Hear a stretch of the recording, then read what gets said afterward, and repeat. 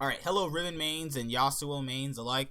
I am the Nightwing, Way of Life Esports, coming at you guys with another League of Legends video. So the issue with a lot of things that happen in League of Legends is that either they're going to be all out in the open, or it's all going to be more or less so behind the scenes, like with the TSM drama of this year.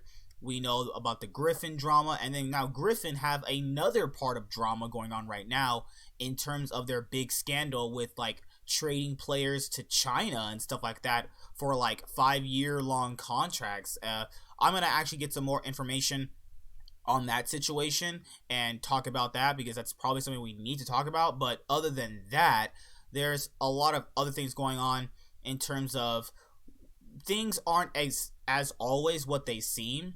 A team might be winning, but they might be internally struggling with attitude issues. There might be something going on with Riot, and there's a lot of things that go on in the game that don't really get talked about a lot, and that's why I'm always here to talk about those things and make sure that we overall understand those things to a certain extent. But overall, with North America out of the World Championship right now, obviously you guys know that is a big thing among everybody's mind, is to how to basically prove, yes, that North America can be a contending region. Also, to improve it, there's so many things to really improve. That's why I'm going to do my next LOL podcast episode on that overall, because that's something that can't be literally detailed in all in one video. That's like something that you really gotta break down. There's a lot of things that I'm probably going to end up forgetting, but overall, there's so many things to go on with League, you know, about new teams coming in, teams getting out, teams will basically selling out, big investors coming in.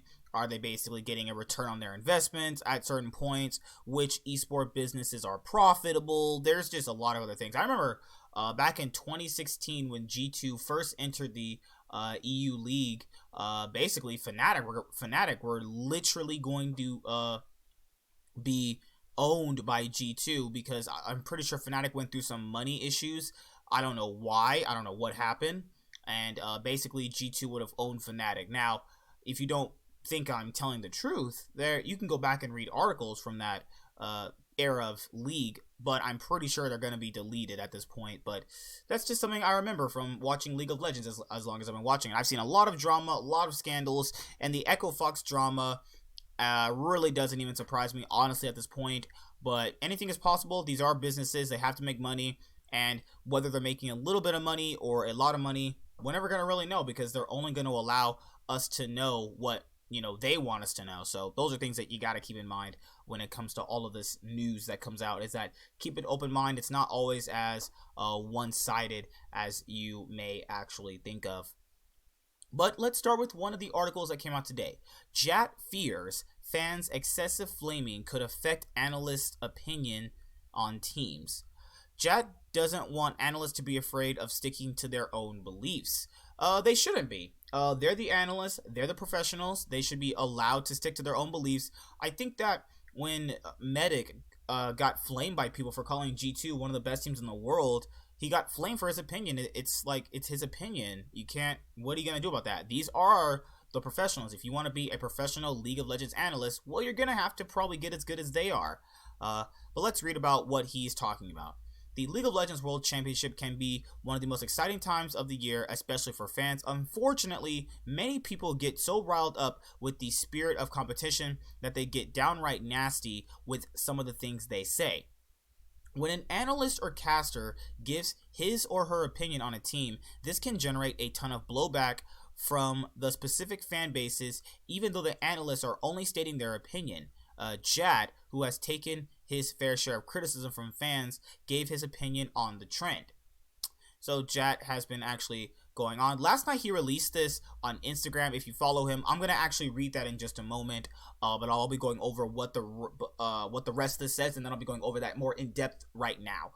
Beyond the obvious selfish reason of getting flamed less, I also don't want this type of reaction to set the wrong type of expectations up for teams, Jatt said. With the direction we're going, I fear that fan favorites will just go into matches as favorites because personalities won't want to put up with the virtual of suggesting otherwise. Jatt explains that it can be very hard for analysts to stay objective with fans hounding them every time they vote against their favorite team. He gave an example with his own analyst on this year's Worlds, saying that for the upcoming quarterfinal matches, Damwon was ranked higher than G2, while FunPlus Phoenix was ranked higher than Fnatic. In response, Jatt was berated for voting against the fans, although he said that he gave a slight edge to those teams. Many people flamed him for his opinion. He even said that if he was younger, he would have voted in favor of the LEC teams because it would result in substantially less blowback. Ultimately, he fears that fans will end up forcing other analysts into agreeing with the general favorites simply to avoid backlash that disagreeing with the favorites could come up with. Alright, so I get the gist of what he's saying. Basically, he thinks that overall fans are going to be able to impact an analyst's actual opinion. Now, that should never ever be the case. People need to understand that if an analyst does not think your team is going to win, that's fine. That's their opinion. They've been against Cloud9 a few times when they were at Worlds, when they did get out of groups. Not obviously this year. And they've been wrong, and obviously I didn't go out there flaming them for it. I'm like, it's my opinion. I can think that Cloud9 is gonna get first place in any group. You know, obviously the same thing obviously goes with G2. Obviously, you know, no disrespect there. This happened last year in 2018 when I was over here debating with people on Reddit. No, Cloud9 can get out of this group. You're not actually seeing the bigger thing. And then obviously there were analysts that were, you know, not attacking me, not talking to me. I was just talking in a giant thread. And then people were saying, no, this group is clear cut. RNG, Gen G get out, and then Cloud9 don't get out. And then obviously, a lot of fans don't agree with that. But you have to understand, someone's opinion is just their own opinion. And whether it's right or wrong, obviously depending on how this obviously pans out depends on the game. Like, nobody can accurately predict how a team's gonna accurately play on the day. We can say it's gonna be a stomp. We can say a team's gonna get out of a group. We can say TL's gonna win the NALCS. We can say SKT win the LCK. We can say FPX wins the next LPL split. We can say G2 win the next 2020 LEC split. But it's just an analyst. You have to be able to analyze things a certain way. Analysts are not like common silver Reddit analysts or Twitter analysts. They're breaking down things or watching VODs constantly. You're not doing that. All you're watching is one game and basing your opinion off that. And fans should never, ever, ever be able to sway an analyst opinion, ever. If they don't think that TSM is going to win a match, oh well. If they don't think Fnatic is going to win, if they don't think Fnatic is going to win a match, oh well. It's time for people to grow up and learn how to accept a difference of opinion. That's the issue with this, is that fans just can't accept a difference of opinion. But let's see what he said in his actual Instagram tweet. Oh, what a sexy man. Ooh. Jatt talking here. Me, this is all his words. So I've been thinking, we're blessed with some of the coolest, closest on paper quarterfinals ever. Part of that has to do with the level of unknowns. Will we get week 1 Fnatic or week 2 Fnatic? Will we get the FPX who lost to Splice and J-Team? Or will we get the Fnatic who won 85% of their games in the LPL on their way to a title? Will we get the 2018 World Championship IG or 2019 Summer Split IG? Will we get week 2 Griffin or best of 5 versus SKT choking Griffin? Will we get the G2 who won Europe their first ever MSI, or will we get the G2 who is holding back, trolling, or getting slammed by Griffin? It's actually impossible to know for certain what's going to happen this weekend, which is what makes analyzing it and trying to predict it so fun, and what will make watching it so compelling. And that brings me to my next point. The bullying for some fans and constant push to get analysts to champion their teams, I understand. While it feels good to have personalities champion your favorite teams, but I caution against the level of virtual or volatility is what actually should be the word, that can be directed towards people with opposing views. Take yesterday as an example. I power ranked teams with G2 versus Damwon, G2 4th, Damwon 3rd, and FPX 6th, and Fnatic 7th. Let me tell you, I'm already feeling it. What I think I said, hey, these are really close quarterfinal matchups. Anyone can win. I'll give a slight edge to these teams. Response from some fans were things ranging from bias, LCK fanboy, you just predicted against EU because you hate them. LOL, you're just some jealous because NA sucks. I'm gonna be completely honest here. A younger version of myself may have just said, oh, close series, but Fnatic 3-2 and 3-2 for G2, because it would result in substantially less blowback. Anyways, beyond the obvious selfish reason of getting flamed less, I also don't want this type of reaction to set the wrong types of expectations for teams. If a team is actually an underdog, I want people to feel safe to say it. So if an underdog wins, it's actually an exciting upset with the direction we're going. I fear that fan favorites will just go into matches as favorites because personalities won't want to put up with vitriol of suggesting otherwise. So basically what he's saying is that fan favorites like TSM or Fnatic, G2, Cloud9, TL, RNG, FPX, SKT should not just go into a match as the favorite because they're the favorite. They should go into a match as the favorite because of their gameplay. But fans don't want to accept that. Fans think that just because you don't pick their favorite team means you're biased. I'll give you an example of this. I'm a G2 fan, right? Okay, so I'm a G2 fan right here. Let me actually pull up my YouTube channel right here. I'm actually on my main YouTube channel account, so this is where I'm seeing my second channel. So let's go to my obviously the second channel, which is Way of Life Esports right now. Let's exit that, and then let's go over to this video right here. So this is the first time ever on this channel's history I've had more dislikes on a video than likes. I don't care about dislikes. I have a main channel that's gonna reach 3,000 subscribers. I could give a rat's flying furry ass about dislikes. I don't care about dislikes. And then the dislikes obviously come from people, not these guys. You guys are fine. You guys are nice people. I don't care about that. The dislikes are coming from fanboys who can't accept the fact that I laid out ground evidence advice that G2, IG, SKT, and Fnatic could make semifinals. Now, there's a chance Griffin, FPX, Splice, okay, if you think Splice are going to beat SKT, you're just high. I don't care what. I'm not even going to entertain that. And Damwon are going to obviously make semifinals. There's a world in which they do it. But it's my prediction. It's my analyzation of the game. Your fan favorite bias, fanboy cuckness, beta cuckness will not take over my opinion. I've never let that happen. I've only ever analyzed the game properly. Now, when it comes to my teams, I've even said Cloud9 sucked. If I'm biased, I would never have said that. There are people that still think Sneaky's good.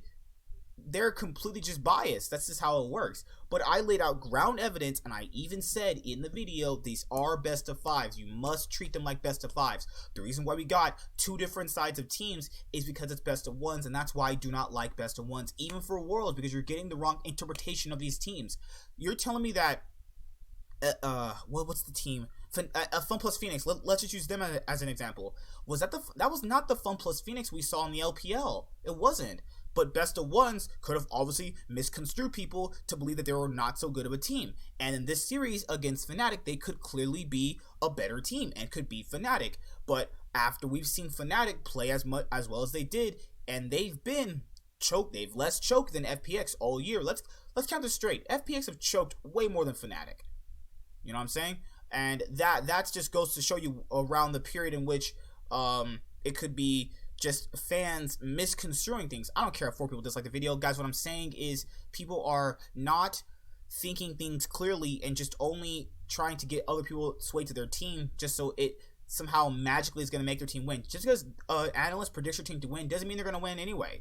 And if they're not for your team, then you be for your team. You do that. But for excessive flaming, calling somebody a fanboy because it's how I think your team's going to perform, then that's it. People called me nuts. People called me crazy. People called me absolutely retarded for thinking that G2 could beat SKT at MSI. You know, flame the guy for that? I don't care. It was my opinion. I thought they were stronger. Who came out right? I did, right? So that's not what I'm saying. What I'm saying is, excessive flaming should just not exist. I would say just block those people. Freak those people. I don't care if 4 people dislike because I said G2's gonna win Worlds. Yeah, whatever, man. I don't care about these certain overrated Korean and Asian teams. I don't care about that shit. I mean, yes, they're very, very good, but you're not gonna sway my opinion. I think they're gonna win. What are you gonna do to me? Hurt me? Yeah, whatever. Yeah, whatever. You're gonna hurt me. Whatever. But that is overall for Jatt's opinion. I would say that fans should learn how to accept somebody else's opinion. That's all that is. It's not that you have to like it. It's just that you have to take it for what it is. And that's something that I feel is not going to be the overall norm moving forward, but people need to understand that. Drink. Let's go. So that was Jatt. And the League of Legends fighting game is actually getting a few more characters right now.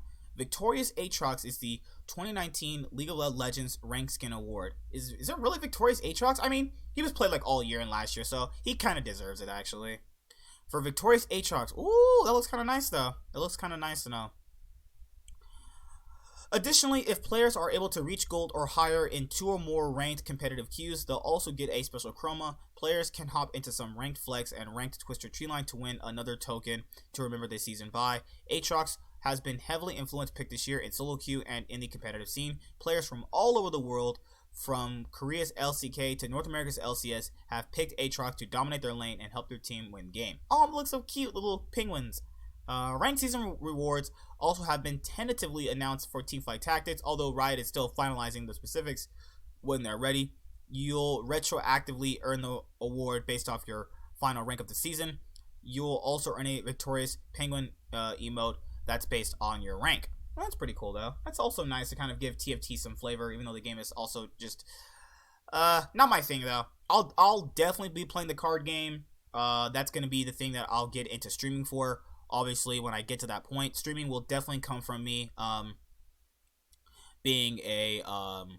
streaming that game. That's what I want to do for streaming, is just stream that game. That's all I want to do. Not exactly always stream it, but yeah, you know exactly what I'm saying. So this is the... What is this? Wild Rift's beta may arrive sooner than expected. So, wasn't Wild Rift the fighting game? I'm pretty sure Wild Rift was the fighting game, or is Wild... Yeah, Wild Rift has to be the fighting game. I'm not exactly gonna remember, but let me not talk about this right now because I don't want to say the wrong thing. But Wild Rift has been getting it's gonna basically, I guess, arrive sooner than expected, which is good, I expect. All right, so Riot changes. Hanawa Life Esports AD carry Song Yoon retires. AD carry Song Yoon has decided to retire from professional League of Legends after playing in the LCK for 3 long years.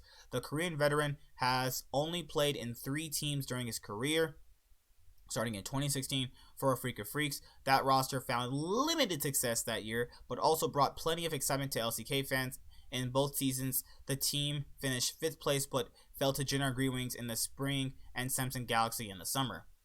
Song Yoon. Farewell, Song Yoon.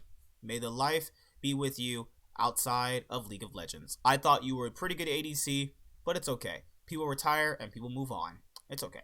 Song Yoon then played for Rox Tigers organization until 2018 and finally ended up with Hanawa Life Esports. His final season with the team resulted in his worst finish yet, ending the year in 9th place with a 5-13 record. The roster will remain in the LCK though. They were able to win the 2020 LCK Spring Promotion Tournament, beating Jenner in 3 games. Song Yoon's retirement now leaves Hanawa Life with a hole at the ADC position. The team doesn't have a substitute player, so they'll need to find a replacement this offseason. Song Yoon will retire without having competed in one international Riot Games event, but this is a reality that many players in professional league must face. Yes, that always happens when you play with certain lower tier orgs, is that you're probably not going to get to any international events, despite actually him being a pretty good solid ADC. I thought he was always pretty good, and he's 23, so he's not even old. That's crazy.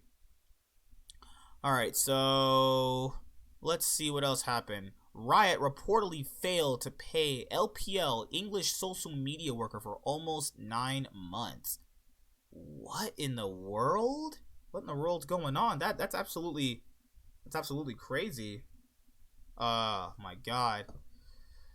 Wow. I'm gonna have to actually go over this a lot later because that's actually another type of video in itself. But that is really interesting. How does that even happen? All right, all champions in Riot's new fighting game so far. Oh, that's kind of cool. After Riot Games announced the development of a fighting game at EVO 2019, fans were excited to hear more about it during the recent celebration of League of Legends' 10th anniversary. But Riot shared nothing more than a little bit of in-game footage of the game's early development. The fighting game community will have to wait longer for details on Riot's new fighter, which is named Project L for now. It might take a big L or might take a big W. We'll never know. But the little footage that fans could see during the 10th anniversary broadcast showcased some of the champions featured in the game. Darius, obviously, one of the champions will be seeing the new 2.5D environment of Riot's fighting game is Darius. He'll seemingly pick up a lot of his standard abilities using his axe to slice his enemies and dunk them in the ground. Ahri, League of Legends' favorite nine-tailed fox, was also seen in the preview footage. It's unclear if Ahri will be able to charm opponents with her magic, though she doesn't seem to be holding an orb. Instead, it seems like she's channeling arcane energy straight from her hands. Jinx, in early development footage that Riot shared, Jinx is only using her Pow Pow gun to shoot its mini bullets and hit enemies. Her model does show that she's also carrying fish bones and her second gun, but we have to see it in use. Katarina, as expected, Katarina will be fighting with daggers. She'll be using them both to slice the enemy and parry or defend their attacks. It doesn't seem like Katarina will be throwing the daggers similar to the way she does in League of Legends, though. Instead, it appears that she'll fight as a melee unit. League of Legends will have new skills and animation in Project L. Project L is in early development and alpha access hasn't been announced to release in the near future, but from what we've seen so far, it's clear that the champions of Project L will use their signature attacks from League of Legends adapted to the fighting game environment with a few added moves, like Jinx's melee gun punch. Champions will need to have an entirely new set of abilities and animations for jumps, dodges, blocks, grabs, and all other movements typical to a fighting game. The fighting game community is known to be demanding community, and quite a few developers have unsuccessfully tried to cater to it. This is likely why Riot is taking its time to develop a proper fighter that will have combos that feel natural to experienced gamers, while also being easy for a newer player to take on and learn from scratch. At first glance, it seems like Project L might play similar to Dragon Ball FighterZ. You guys know me, love me some Dragon Ball FighterZ. But that's pretty much it for all the news considered. That is just how things have been working out with League of Legends. Things have been pretty odd in terms of how all that tends to work out. I'm gonna go over the LPL thing and these two on another day, because I have to actually go to bed right now and take a shower and get ready for work tomorrow. So see you guys later. Bye. Have a good day. I'm the Nightwing, and Way of Life Esports is signing out. Peace. Have a good day. Hi there, guys! Be sure to like and subscribe to the channel for more stuff. Yeah, thank you.